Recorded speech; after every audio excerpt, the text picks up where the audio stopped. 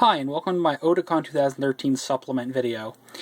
While talking with several friends and discussing a few points, some additional points came up that I thought would be good to discuss. Let's pull down the sheet here just to make things simple. One of the things I wanted to make a point of was, this was definitely not my first Otakon. This was my 7th Otakon overall. I've been going since 2007. And also, this is about my 30th anime or comic convention. One of the things I'd like to discuss are the badges. Again, this was my badge from this year. My first thing is the badge selection. I honestly, you can see the list of anime that are on here: Sword Art Online, Saint Seiya, Omega, or I'm gonna butcher this, Oriyama 2. Krabby, Free, Wolf Children, Majestic Prince, and Guilty Crown. I haven't seen a single one of those anime. I couldn't tell you what the plot lines are. Now, hold on, I actually did see 2 episodes of Sword Art Online, decided it was too much like Dot Hack, and got out of there quick. I would have liked to seen a classic selection included here, such as maybe the relicensed Akira. That would have been a cool badge to have. Or Evangelion 3.0. That would have been an awesome badge I would have gladly chosen. But the more important thing of this, I would actually like to see Otakon, and a lot of people will disagree with me at this point, just go to a single badge. You know, it doesn't have to be Krabby, but more importantly, I'd like to see them go to the hard plastic, like Katsukon and Anime USA uses.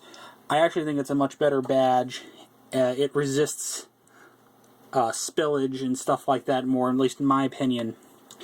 Now, another part that came up was Otakon and the crowding and the lines. I actually, at this point, would be in support of an attendance cap, though Otakon has pretty much said straight up, there will be no attendance cap.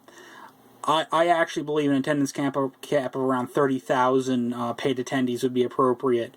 It would definitely, I think, alleviate some of the line problems and would just allow people to move around easier. A friend of mine, Jason, even suggested a number as low as 28,000, but I could see that causing a good bit of controversy.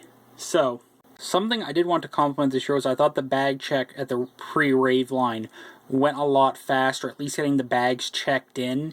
Now, checking them out was a little, there was a bit of a line, but it wasn't awful. But I thought it went a lot faster this year. If you want to get in the rave, you had to do a bag check. Also, I'd like to discuss the rave line on Saturday. You know, unfortunately, at one point it did back up. There was a supposed medical emergency down the rave, and they only left people out for a while. I was actually about 3 dozen people from getting into the rave at that point.